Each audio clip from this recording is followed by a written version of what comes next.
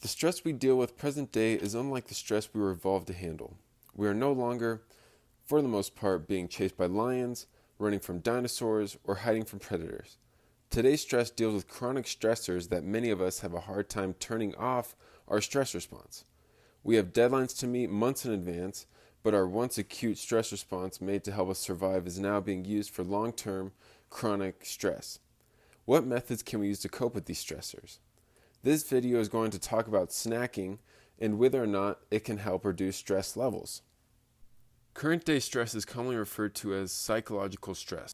This is because our bodies stay in a heightened state due to the constant stress we think about in our heads. As Dr. Sapolsky wrote in his book, Why Zebras Don't Get Ulcers, our bodies pump out endless amounts of hormones that cause all sorts of physiological changes in the body. The heart beats faster, our blood vessels constrict, blood flow redirects to the muscles and out of the digestive tract, and our senses become even more sensitive. If we are running from a tiger, these adaptations would be good to have, but we are typically not. We are staying sedentary while our body is going crazy with all these adaptations to make sure we survive. It is a mess that can lead to coronary artery disease, hypertension, stroke, and other cardiovascular diseases. This is not good. In a press release titled Stress and Eating, found that 27% of adults snack and eat to manage stress. It would be beneficial to find out if that helps us or only hurts us further. We can start by looking at a study by Christensen and colleagues that looked at rats and how they deal with stressors after consuming a sucrose-based liquid. The liquid can be related to having a snack. This study gave half of the rats a sucrose liquid and the other rats only water. They found that the sucrose rats had decreased levels of the stress hormone glucocorticoids and corticosterone after being introduced to a stressor. Also, the study looked at the post-consumption stress levels, meaning how long are the effects of consuming the sucrose-based liquid. What was found was that the sucrose rats had decreased levels of these hormones when they got tested the day after, as well as 6 days after. When both sets of rats were tested again on the 21st day post-consumption, the stress hormones in both were extremely close. So the lasting effects of sucrose solution lasted nearly 3 weeks. We have to take these studies with a grain of salt because these are rats at the end of the day. And we can't assume that our bodies handle stress exactly like these rats. Another study by Wouters and colleagues took 269 subjects in ages 20 to 50 years old and had them track their foods as well as their experiences throughout the day for 7 days. The researchers assessed each subject 10 times per day and found that the snacking had a dampening effect on stress as well as negative effects associated with stress. This study mentioned that it would be unable to replicate due to the variability of macronutrients consumed, but the findings of the study give us another small piece of evidence that snacking is and can help reduce our stress. A somewhat similar study by Marcus and colleagues looked at 771 college students that were being measured on the changes in appetite and snacking after a stressful event.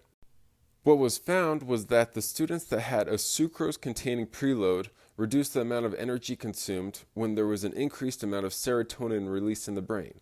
This release of serotonin is part of the stress response and creates a need for the body to consume high-energy foods. To be able to reduce the amount of food consumed by having a sucrose preload is very interesting. Is there any evidence of snacking being bad for us, or more specifically, our stress response? There is one study by Liu and colleagues I found that was a single blind study, so the men who participated didn't know which group they were in. The subjects then received 2 snacks that were administered 4 hours apart. After these snacks, the researchers measured the biomechanical markers called T-bars, which measured the amount of oxidative stress. What was found was that the individuals who consumed a snack that was higher in fat had an increase in these T-bars. This shows the possibility that the quality and type of our snack or foods we eat can actually cause additional stress and make stress worse than where we started. With all of these studies looking at how snacking can affect stress levels, what can we conclude? For the most part, it seems like some sort of snacking can be beneficial for the reduction of stress levels, but only when the correct foods are eaten. What foods can we eat to reduce stress? Well, first, it might be a good idea to look at the hormones and physiology. Harvard Medical School talks about the physical and or emotional distress results in us craving high-fat, high-sugary food. They mention cortisol and insulin as being the reason as to why we crave those foods. This is most likely the physiological stress response that the body has for when it feels like it's about to fight or flight for its life.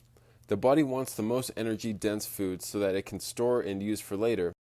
But for most of us, present day never calls for an all-out sprint from a lion. So what can we do to help differentiate running from a lion and being stressed out over a bad text? There are a few things that we can listen to from our bodies. Smith and colleagues described emotional hunger as hunger that comes on suddenly, hunger that craves specific comfort foods, hunger that leads to mindless eating, hunger that leaves you unsatisfied after you're full. Emotional hunger is not in the stomach. And finally, emotional hunger often leaves you with regret or shame. Listening for these things and truly trying to understand why you might feel hungry can prevent you from overeating during a stressful event. One big way to do this is to limit your personal triggers that elicit these eating habits. This could be not carrying certain foods in the house or taking different away home from work so stress and the emotional eating associated with it can be reduced. What foods then should we keep in the kitchen just in case we need something to snack on during a stressful time? Cording wrote that popcorn can be a good snack as it is low in calories, only if you don't add butter, and is a high volume so it'll take longer for you to eat. Blueberries, raspberries, and blackberries are filled with fiber and great antioxidants. Pistachios are good to eat as they are high in healthy fats, fiber, and even some protein. Also, pistachios keep the hands busy, which may aid in stress reduction. Sometimes it may even be best to hydrate ourselves, as sometimes we mistake hunger for dehydration. The final topic that I will touch on is how to limit the possibility that your cravings will kick in and you mistakenly dive into the unhealthy cravings. These are very simple yet very effective tricks to keep your body and mind moving in the right direction.